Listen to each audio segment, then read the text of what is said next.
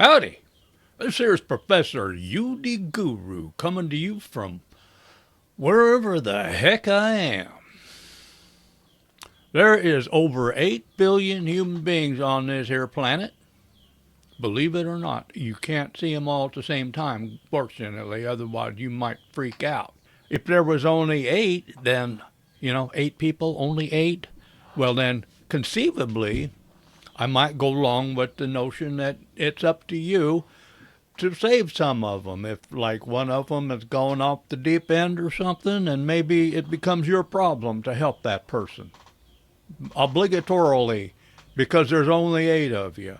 And you got to preserve the species, right? Well, let's say there's one character that refuses to fit in, kills, steals, attacks people, breaks all the rules, does bad stuff for their own entertainment, their own benefit, and just for the hell of it, without regard for the other people that also need to survive in one piece on this planet. There's only 8 of them, so yeah, you should probably make it your business to try and save that person, try to convince them to be a better person, maybe teach them something, have compassion maybe, because, you don't want to just string them up, do you? You got to preserve the species. You need all the genes in the gene pool that you can get, especially if this misfit person was the only girl. You gotta preserve the species, right? Yeah, but what if there was 800 people on Earth, 800 people on the whole Earth, a tiny sliver of humanity, only 800 humans? Even with this tiny population, I'd have to draw the line. The species is struggling to survive, and we're going to waste our time to fix the few that are broken, or, as they say, broken and can't be fixed. So let's talk about the reason for the planet Earth to exist, to harbor humans, and the whole very odd notion of person A taking it upon himself to fix person B. This can be viewed at various levels and from different perspectives by way of carefully considered research. That's someone else's job. My task is to see it from my perspective and try to report on that. But I'll hit this topic from a few levels and perspectives that are interesting to me as I see fit. In case you hadn't noticed, this channel is not about getting views, not about making money, and not about BSing the audience with a bunch of rehashed horse hockey. I'm here to talk about what I believe, what I think, and what is interesting to me. If you like that, then keep watching. If you don't like that, then go away. I hope you stay, because I enjoy your company, but it's up to you, obviously. Whether there are 800 or 8 billion people on Earth, the problem is pretty similar. Some people are me-tards. Me, that's spelled with an M, M-E-T-A-R-D, me-tards, me-tards. I don't trust the YouTube robot to hear that properly, so I'm saying it funny. E-tard, me, that's with an M, is someone who acts, thinks, and lives like the whole world revolves around himself. You ever met anybody like that? I am a recovering E-tard. I voluntarily admit. I'm not bragging about it. I'm not proud. E-tard is someone who thinks that everybody else should just adjust to him or her, or they, them, as the case may be. I will be the first to admit that there is a spectrum of antisocial behavior that includes acceptable levels of unacceptable behavior because of this thing that called tolerance, which is important, even though there's a lot of people on Earth these days who claim to have some of it and don't give any evidence of having any. But there is a level of acceptable, unacceptable behavior. You have to put up with some stuff. It's part of, the whole notion of having more than one people on the planet, one person. Now, these people with a certain level of antisocial behavior, these are the annoying or even obnoxious people whose behavior consistently reeks, but these people seem to have the magical ability to not step over certain lines, often enough to get them sent away. The result is that we're stuck with them, because in the end they're just gall darn human hemorrhoids, and there's nothing we can do about them except to put up with them. I'm a recovering e-tart. I'm not insulting nobody that I wouldn't insult in my own self. I didn't say that right, but I think you know what I'm talking about. But there used to be a point, once upon a time, in my lifetime, when behavior problems would get to a point where they would no longer be tolerated. We used to have this thing called law and order, which is now a dirty word, but I disagree with that. I have to disagree with that. This milquetoast philosophy that tolerance has to be extreme as long as the person appears to be a victim and doesn't have conservative politics anyway. The word for proponents of this milquetoast anti-law and order philosophy, these folks are called social justice warriors. They automatically defend what they perceive to be victims, and they automatically despise strength and success. Now, don't get me wrong. I'm not pretending to be Mr. Strength and Success. I'm a recent convert to MAGA, etc. I don't believe in all of it, but you might call me a recent convert. I don't care. You could if you wanted to.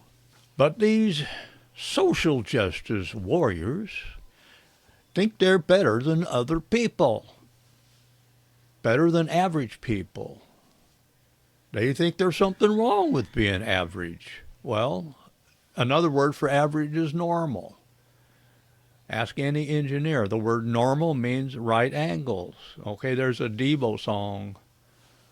Straight lines, 90-degree angles. Well, I used to like Devo. I went to 2 of their concerts. Still like their music, but I recently saw one of their, their people, They used to have people in those robot costumes, and, some of them are still alive and they got old. I recently saw one of them saying bad things about MAGA, so I don't really like Devo anymore, but I still like some of their music. I'm still, cynical and sarcastic enough to enjoy their point of view, as long as they don't start saying bad stuff about America and patriotism and stuff like that. But yeah, the social justice warrior thinks he's better than average. More compassionate, more kind, more sophisticated, have better taste in food, more complex, more nuanced. I'm so tired of that word nuanced. Buzzword of the year. More intelligent than the average person. These social justice warriors claim to place kindness and tolerance above all else, so that their own anemic personalities can then be vaunted as the new ideal of a new society where everyone is equal, whether they deserve to be or not. They mistake their blind tolerance of society's worst offenders for some sort of saintly obligation. Because, if you're better than everybody else, obviously you're a saint, right? Oh, they're not going to come out and say it. And the only one who's impressed is maybe each other. Well, since they're so much smarter and, frankly, better than the average Joe, we all need to get in line for our personality transplants, which will be administered by the self-appointed saviors of humankind. Get your personality transplant from some guy with blue hair, fake tits, and a nose ring. Yeah, I can't wait. Oh boy. Somewhere along the line, these social justice warriors, the eugenicists of our time, started getting taken seriously. Why? Because of what I just said. You can't get rid of mere human hemorrhoids. You have to wait till they step over the line, because only then can you isolate them behind bars with others of their kind. The crux of the problem is similar to the Peter Principle, which states that employees will be promoted within their organization until they reach their level of incompetence, at which point they will not be promoted anymore, and they will therefore remain at their level of incompetence, running the organization into the ground. A good example of the Peter Principle is the increasing population in the administration of so-called education, which I like to call educationism, since it's basically a religion. I believe there are now 2 administrators for every teacher and 1 teacher for every 65 students. That was a joke, but someone's going to take it personally. Take it out of context. Devise arguments for why it was a racist and misogynistic remark. If you're going to live in a fantasy world, you need to have delusions, so go ahead. Do what you need to do to stay in your fantasy world. I can't stop you. You can't stop me from living in my delusions, and I can't stop you from living in yours.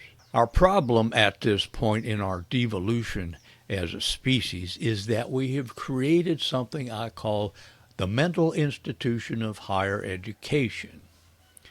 The most emotionally self-involved and physically lazy of our species have found a way out of dealing with reality. And that way is college. And once they've found college, the banksters find them. Almost everyone that isn't filthy rich graduates with a huge burden of debt. While I'm on that topic, let me just say, Biden tried to forgive a bunch of student loans, ended up taking credit for forgiving some. Some were forgiven, but the laws for doing so already exist, and Biden and company just tweaked them a little bit and then took credit for them. As for forgiving them all, well, that's probably the wrong idea, because as the conservative faction reacted, why should I pay for your debts? That's wrong. What's also wrong is that the debts exist to begin with, and we'll try to go into that a little bit. In order to justify having ruined their lives in the pursuit of a diploma, these newly indoctrinated sheepskin wielders, or should I say sheepleskin wielders, believe, and must believe, that what they've just put themselves through was not as stupid and pointless as it seems. Many of them unwittingly or even wittingly join a club by graduating from the mental institution of higher learning. This is by definition an act of elitism, because you don't get into this club without a diploma. You also don't get into this club without being a true believer in many of the club's points of dogma. Here are some of these points. Minorities are unwilling victims of our ancestors, So they're always right, and if they're not, we still have to be nice to them because they're a minority, and if we don't, that makes us bad. No matter what they do, we've got to be nice to them. Tolerance, taken to a psychotic extreme. Here's another point they believe in. America must become equal to an underprivileged country or a socialist country. Either would be fine, because the world as we know it must cease to exist, because America is bad, because financial success is bad, because Columbus wasn't very nice. Welcome to 1492, brothers and sisters. Here's another point. Therefore, all minorities, including imaginary minorities, such as boys pretending to be girls and girls pretending to be boys, have the inborn right to wreak havoc, and no one has the right to stop them, because, duh, America is bad. Here's another point. Also, feeling insulted excuses any behavior, so me-etards have their own Bill of Rights. They can kill, destroy, burn, maim, slander, indoctrinate, censor, cancel, and generally slime society without limit, because anyone who loves America is, by definition, bad. Here's another point they make, those, whatchamacallits. Bad people who love America must be nice and follow any rules set before them. Good people who hate America don't have to be nice, and they don't have to follow any rules ever, because they're good. I don't mean good, I mean better than everybody else. So average people, the common folk, the common sense folk, they got to follow the rules made by their superiors, the better people, the superior folk, the elitists. So what all this boils down to is that the social justice warrior elitists being pumped out by woke universities are just plain and simple spoiled brats addicted to the notion of victimization, but without an actual cause. And being without a cause, since my generation solved the problem of minority rights, women's rights, gay rights, today's social justice warriors invent minorities and causes which don't exist. The party of kindness, the so-called Democratic Party, defined by liberality, which means freely spending money on themselves and their causes instead of running government like a business. They're out for dipshit rights. Yeah, if you're a dipshit, you got equal rights. Well, guess what? It depends on what you did that you considered to be a dipshit. Some dipshits don't get to be treated equal because they're dipshits because of what they did. Not what they said, what they did. The Democrat Party is comprised of the bull-goose loonies, many of whom are smarter than the sheeple they lead around by the nose. The sheeple vote the prime voices of the hovel-tongue into power, then hunker down in their shacks and do what they're told, and do what they're told, and do what they're told, and hate who they're told to hate, destroy what they're told to destroy, defend what they're told to defend, and raise their children to be even weaker and more helpless victims than themselves. Angry victims, superior victims. Most of these children are saddled with psychiatric, excuse the air quotes, I don't like to use them, but diagnoses, and brainwashing, torture, chemical medicines before they even get to college. And once these hover-parented smartphone addicts arrive at college, their pockets full of mommy's credit cards, their personalities have been squashed. Their motivation and ability to think and act and live like human beings on a planet made of dirt instead of a fantasy world of ideology and internet anti-socialization has been severely curtailed, and they're ready to erupt into violence at the urging of any Democrat mayor who demands it of them. They've been told that violence is good, owning things is bad, responsibility is bad, and criminals are just objects of pity, victims to be coddled and forgiven. So we have this little problem in society today where these folks who are the self-proclaimed guardian angels of society want to destroy society. And not only that, but the population of unemployable, self-pitying revolutionaries without a cause is accumulating to a critical mass at the self-proclaimed top of the world, the educated skullcap of stupidity. What's a skullcap? I don't know. It's on the script. I've read it. The mental institution of higher learning has created a controller class of meatards who don't believe in self-control, control of emotions, control of drugs, control of behavioral misfitism. I say ism because it's a religion. Or control of crime. All control is bad unless it's the other side trying to do it. Because the other side, they got this idea that common sense should be in control of some things, like crime, for example. And yet, the lovers of misfitism, I'm a misfit. I've always been a misfit. I'm antisocial. I don't collect friends as a hobby. Not my thing. But I'm not into misfitism where I think that the misfits should run the world into the ground and destroy society and destroy the world so we can start over with my opinions as the new religion or the new government. So they don't believe in control. Don't control this, don't control that, don't control drugs, don't control homelessness, don't control crime. And yet they feel they should be put in control of our minds and our words because they each went dozens and dozens of thousands of dollars into debt to become mentally castrated by liberal political ideologies.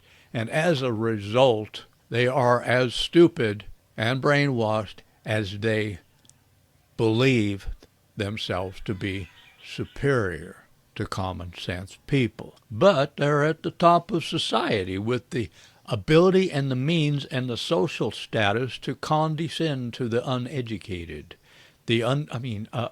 Some meatard on TV recently, actually, I think it was a newscaster, so-called newscaster or interviewer or maybe a Democrat, I don't know.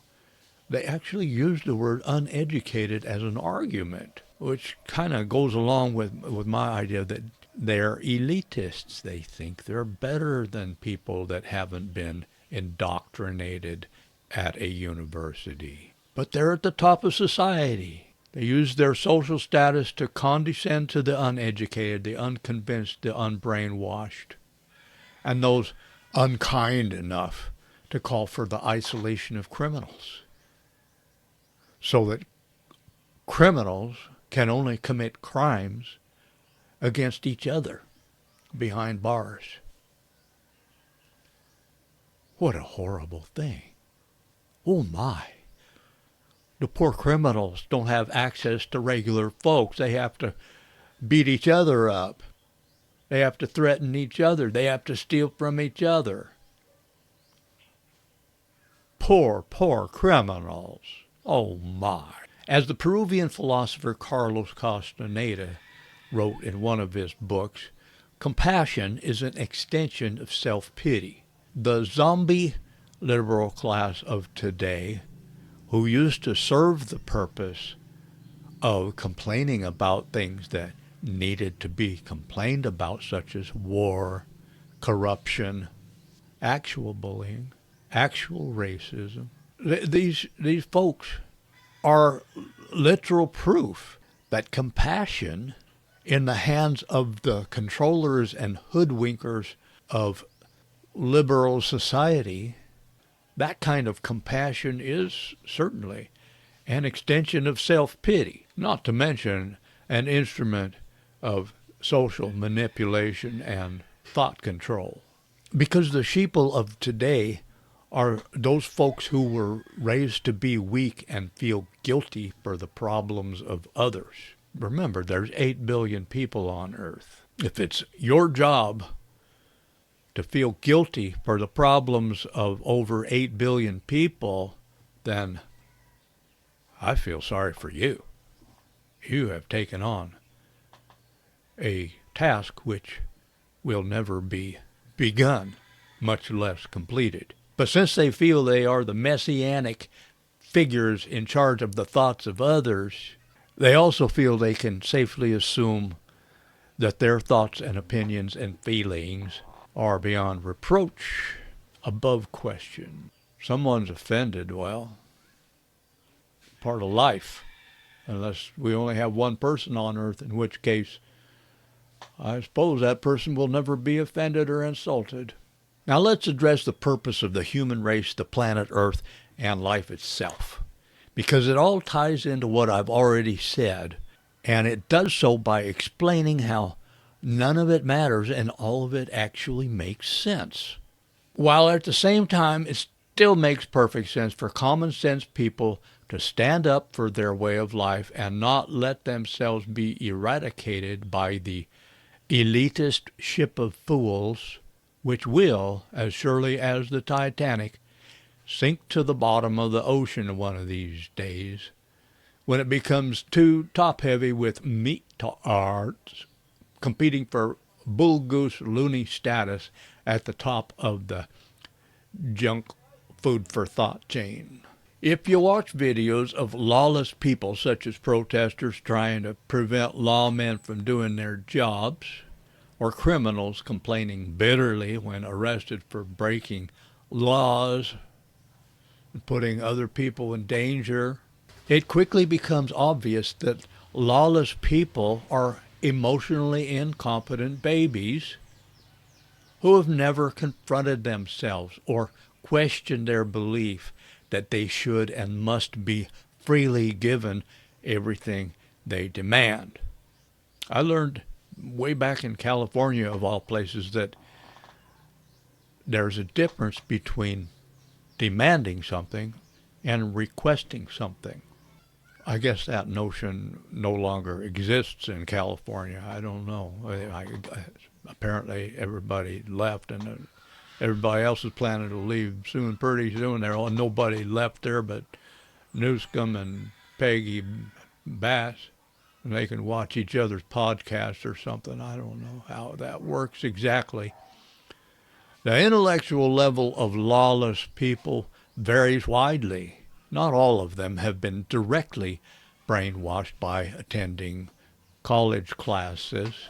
But those who still have the ability to actually string coherent thoughts together have had that talent skewed and stifled by being emotionally out of control. And being emotionally out of control is literally part of their religion. They read it in books, they believe it.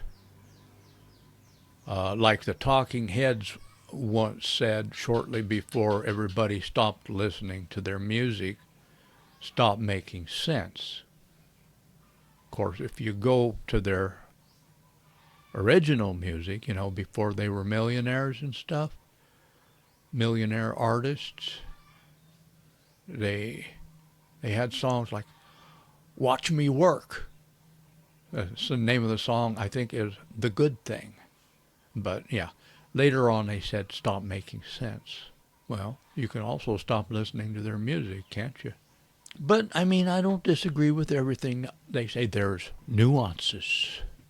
Facts are simple and facts are straight. Facts are lazy and facts are late. Facts don't do what you want them to. Facts just twist the truth around. I forget how it goes. Anyway, you get the general idea. I don't disagree with that. That there's more than one level to this. You've heard the one about strong men create good times and good times create weak men, etc. It's true.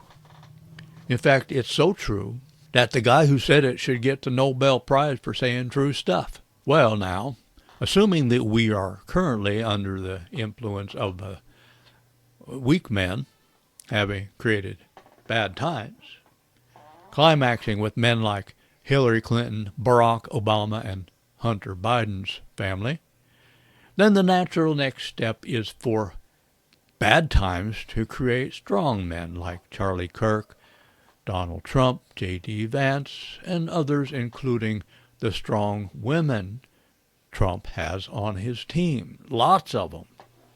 I've made movies about that. I wrote a song about that. Look at my movie called Misogynist of the Year. That's a joke, Misogynist of the Year. That's meant ironically. It's about Donald Trump and obviously the notion that he is a misogynist. I mean, just take a look at who's working for him. Give me a break. But where are we exactly in the cycle of good men creating good time, weak men creating bad? Anyways, I should put it up on the screen because I can't remember it with the camera looking at me. Where are we in the cycle? You've heard of the boomers. That's my generation. We used to be called baby boomers because when World War II ended, all the soldiers came home and all the women in America got pregnant the same week, and resulting in a population boom. These were the good times. Hollywood and other lampooners often lampoon the good life of the 50s, when life was a Norman Rockwell painting. People literally didn't lock their doors. Children didn't need a play date.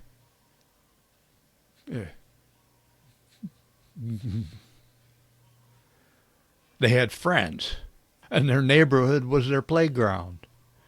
Not a hood, not a gang turf. What caused those good times? The preceding bad times caused those good times. Well, that's what we're talking about right now. Naturally repeating cycles. It doesn't all have to be somebody's fault.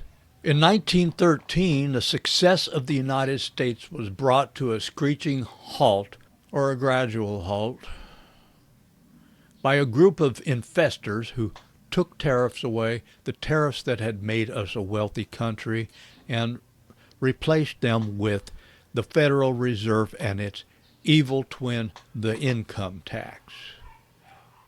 I think the Federal Reserve was 1913, the income tax was 1916. I'm just guessing, I don't remember. Then in 1918 we got the First World War. In 1929 we got the Great Depression, and the Dust Bowl wasn't far behind. World War II also came on the heels of the banking collapse, and the U.S. joined the war from 1942 to 1945. You let me know if I got any of that wrong, but it's approximately correct. And then when the war ended, a cloud lifted. Soldiers were given free college tuition. Poor men were given jobs. 1913 was forgotten, and we gleefully paid our income taxes, and who even cared where the so-called money came from? My point is that from 1913 to 1945, or you might even say 1948, a new world order was being put in place. People had been beaten down by tragedy and war. The atom bomb, of all things, signaled the end of the dark period and the lifting of the cloud. I'm not pro-atom bombs or hydrogen bombs or nuclear bombs. I'm not pro-bombs at all. I'm not pro any bombs. But what ended the bad times? A show of strength. And after that, when the good times showed up, naturally people began to take good times for granted because they were born into those good times.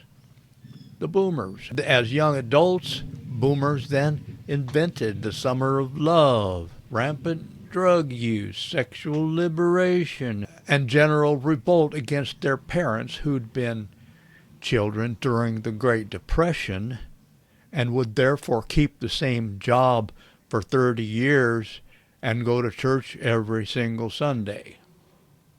Now, I'm not saying this because I'm a Christian. I'm just talking about what happened. I'm not even a Christian. I don't think it matters. I don't think that the people who founded the United States of America required me to be a Christian.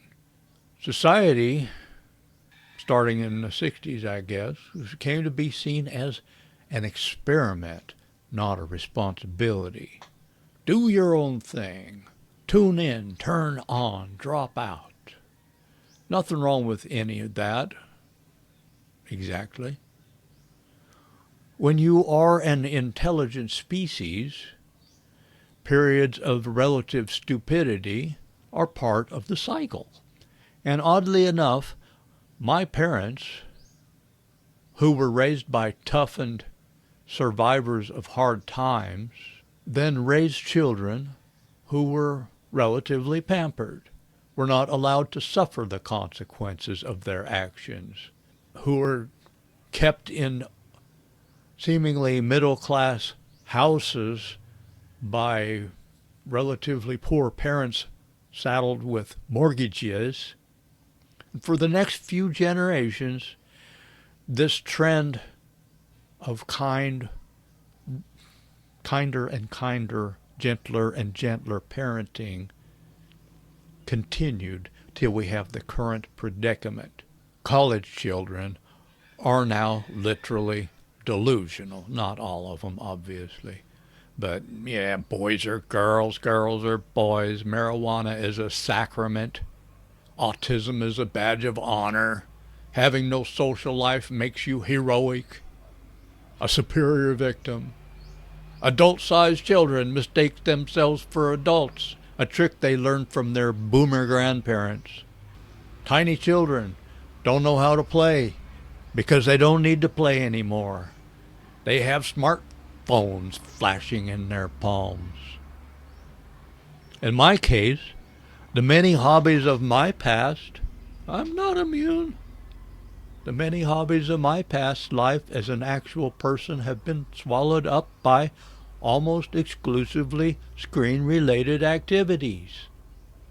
I'm no saint. I'm not better than everybody else. I'm not a victim. It's my fault. I let it happen. I am now, I admit it, I am now the interface between my computer and my chair. Sad but true.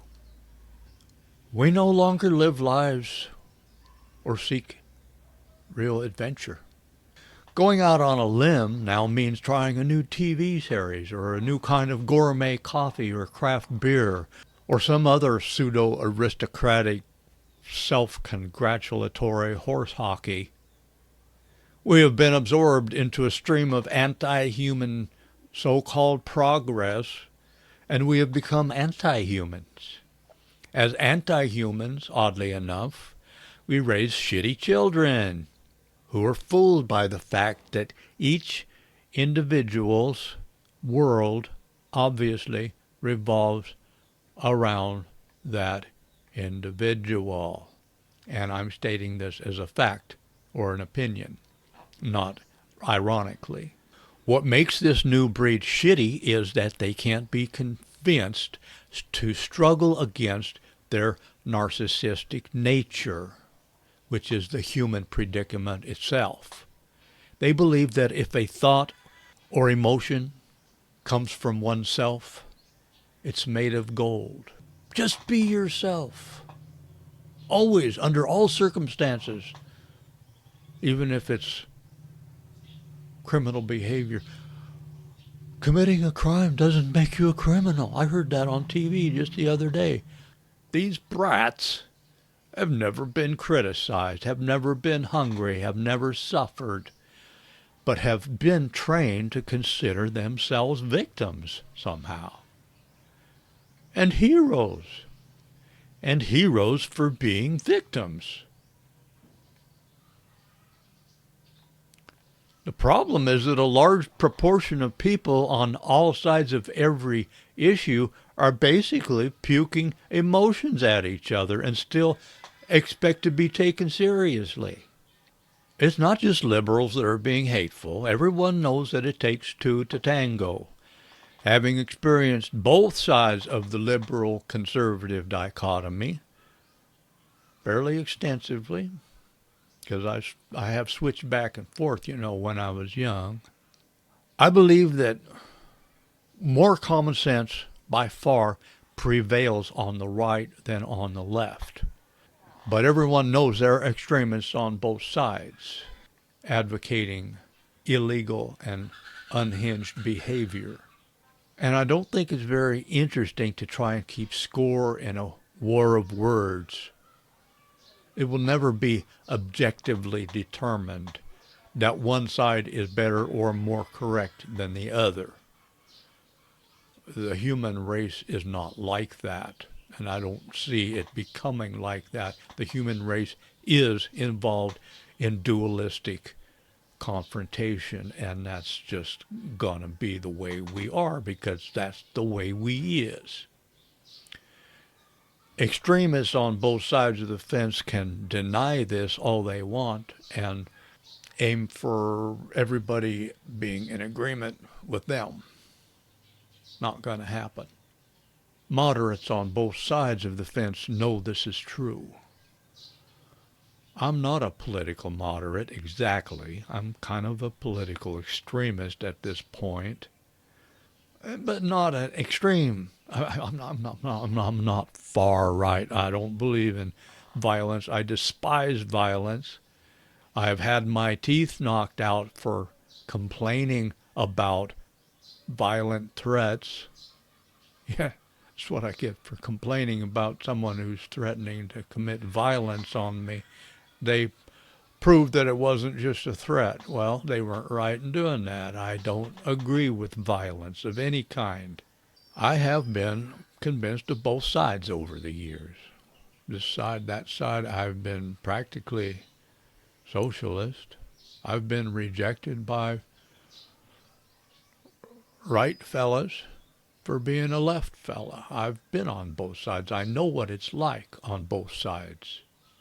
I recall having been one of those radical liberals who couldn't wait for the world to end. So we, whoever's left after the end of the world, could rebuild a better world from scratch. All 8 of us. When I first got interested in the Trump solution in 2024, I was still a believer in some sort of limited socialism. I thought there should be 2 kinds of money, one for stuff we need, like a roof over our head and food and stuff. And I thought that kind of money should be given out freely to a certain degree. And then I thought there should be a different kind of money for extra stuff like a good stereo or whatever. But I literally followed Bobby Kennedy Jr. and Tulsi Gabbard to MAGA. If not for them, I don't think I would have found MAGA. I think I would have just did what I did when Trump was elected the first time, and for 4 years, 2016 to 2020, or I should say 2016 till COVID, I didn't look at the headlines. I did not watch any political videos. I live in the Philippines, so there's no news on the TV here. Not much. Nothing about America to speak of. But YouTube's full of it, and I ignored all of it for 4 years. But because of Bobby Kennedy, Tulsi Gabbard, I found MAGA. I like MAGA. Look at my MAGA songs. I have the best MAGA songs, the best MAGA songs by far, in terms of our artisticalness. So if you want me to make a movie on how to write good songs, I'll try, but you're going to have to demand it or request it, whichever kind of person you are. As a philosopher, I have no religion, but I call myself a radical pseudo-Buddhist. An irreligious radical Buddhist is someone who has no interest in the religious trappings of Buddhism that have grown up around the core Buddhist philosophies, but does believe in the core of Buddhism, which is the odd claim that the world is an illusion, or less radically stated as nothing is permanent, everything exists only transiently. Average Buddhists would consider the illusion thing sort of a symbolic belief. Radical Buddhists, like me, literally believe that the world is not reality. And a pseudo-Buddhist is someone who uses the term Buddhist only as a reference point, completely reserving the right to reject any dogma point within any style of Buddhism that doesn't appeal to him at any given time. In other words, Buddhist is just a shortcut way for me to tell someone who I am. As someone who believes that reality equals infinity and the world is just an ever-morphing version of reality, but not reality itself, it wouldn't make sense for me to take common sense too far or to make common sense politics my religion. But there are levels of belief, and I reserve the right to believe that, whether it makes sense to everybody or not. One level of belief states that the world is a reflection of my insides. So all this static and turbulence and dualistic warring is literally a creation of my mind. The world is a mirror. Another level of belief, which I reserve the right to indulge, is the notion that people should not harm each other, and people who do harm other people should be put in a special place for people who harm other people.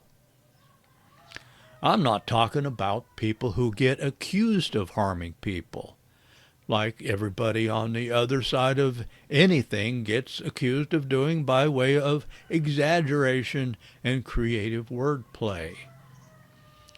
The harm I complain about is people who cut, stab, shoot, steal, defraud, and the like, the classic sins which no liberal do-gooder would tolerate being done to himself, but wants to excuse being done to the rest of the world because the perpetrator is such a pitiable victim of circumstance. Oh, the poor criminals. We must let them run freely, and we must let them cut us down to size because they got screwed by life, poor things.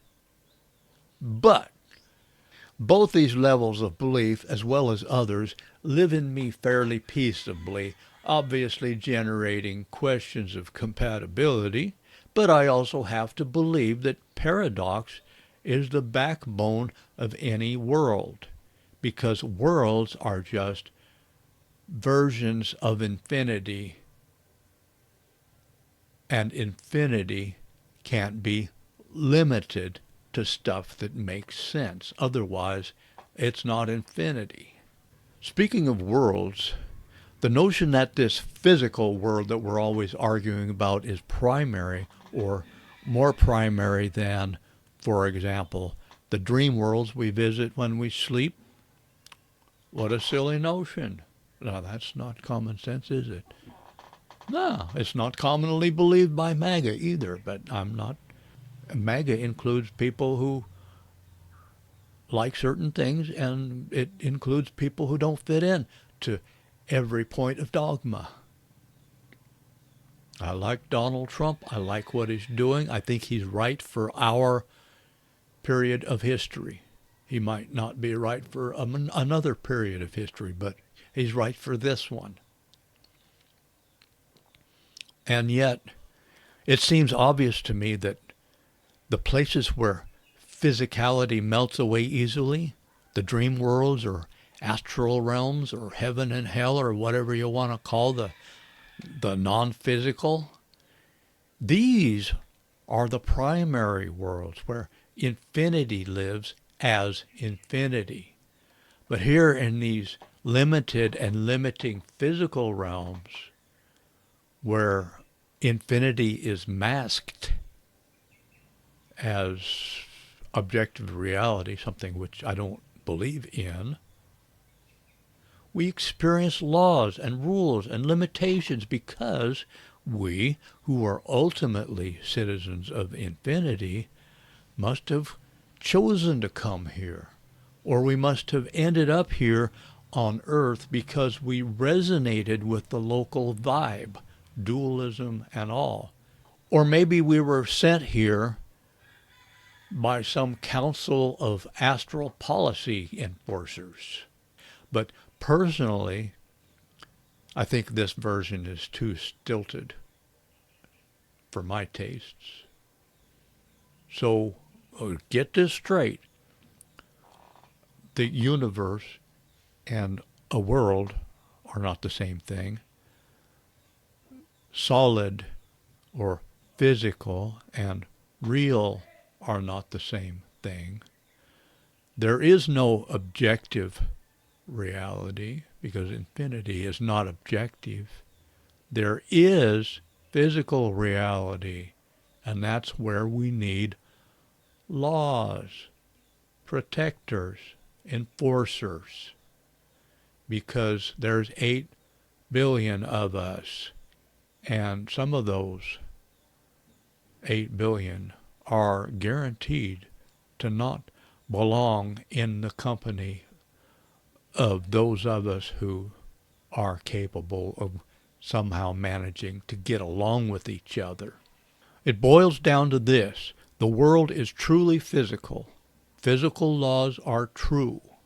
But the physical world is an offshoot of what I call the unworld, or the unworld at large, a place of fewer limits where consciousness floats free and identity is a fluid matter, not a matter of imprisonment within an identity and a fixed chain of memories like what we experience in the physical world.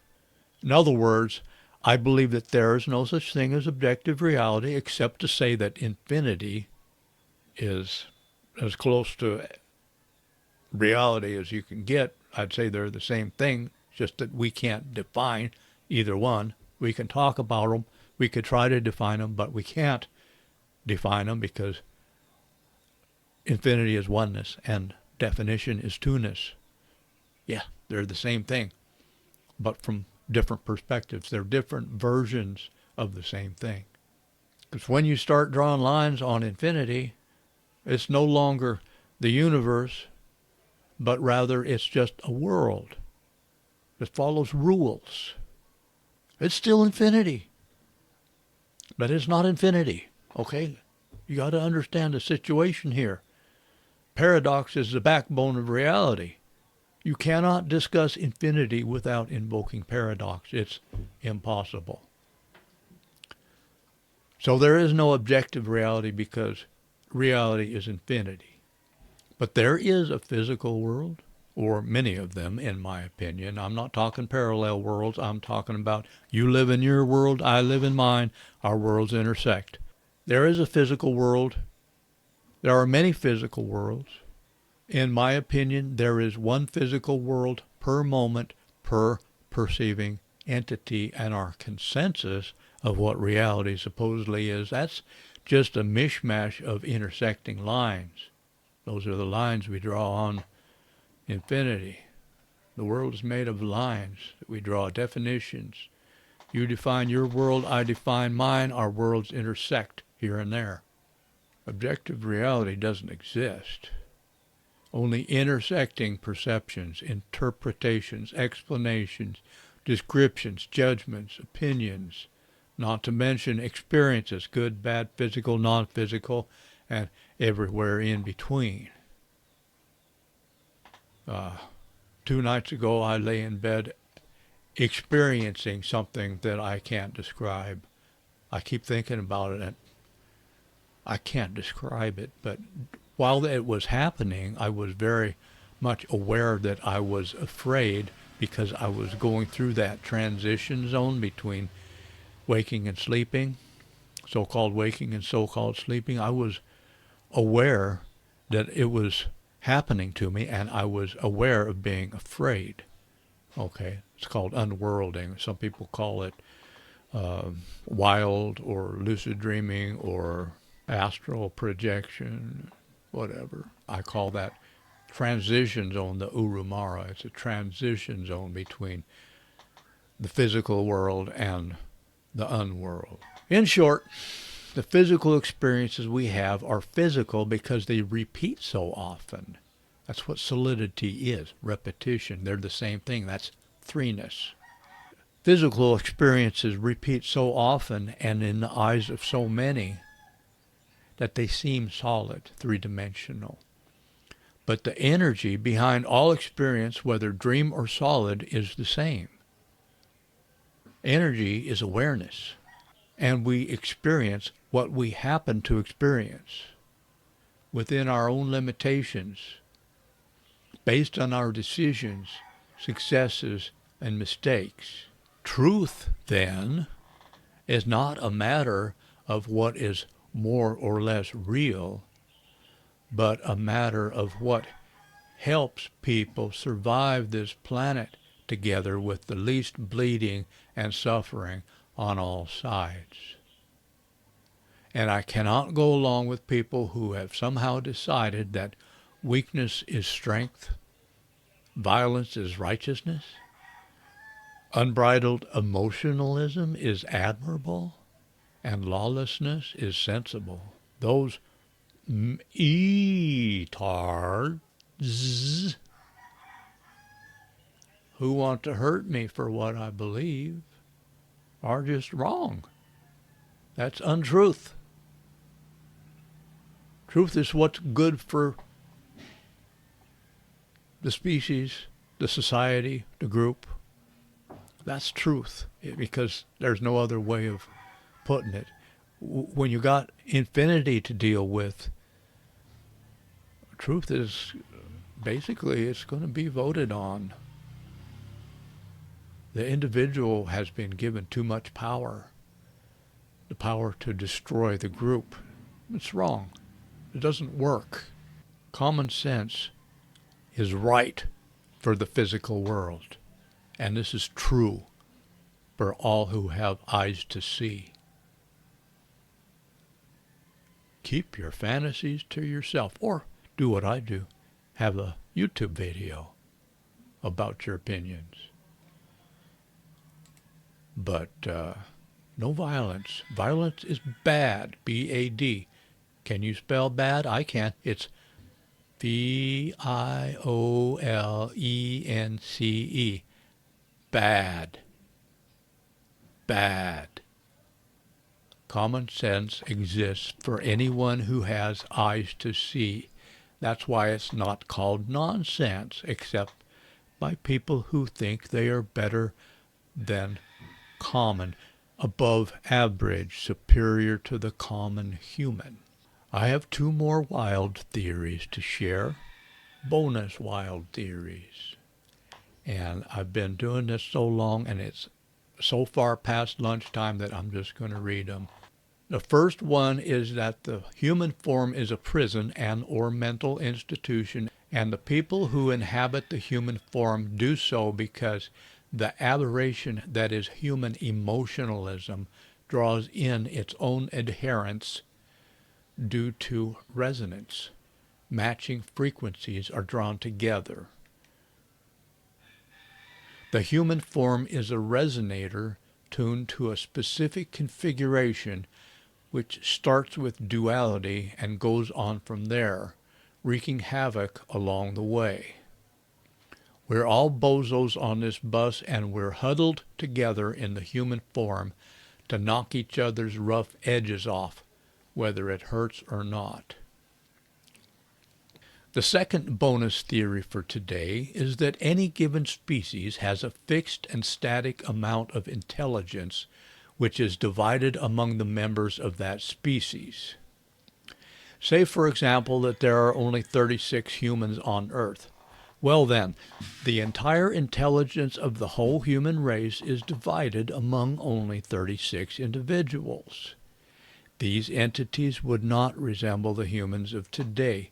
They'd be bigger than life. They'd be gods and goddesses, superhumans. They'd be remembered by mythology 10,000 years after their deaths. Now, take that same intelligence, that fixed and unchangeable portion of smarts which belongs to the human race, and divide that same amount of intelligence up among 8 billion pairs of eyes and ears. Can you see how we could end up behaving with almost infinite stupidity? And how we might have once been a lot more advanced and intelligent and sophisticated than any amount of so-called progress will ever make us? So anyhow, if 1 out of 8 billion people assaults me,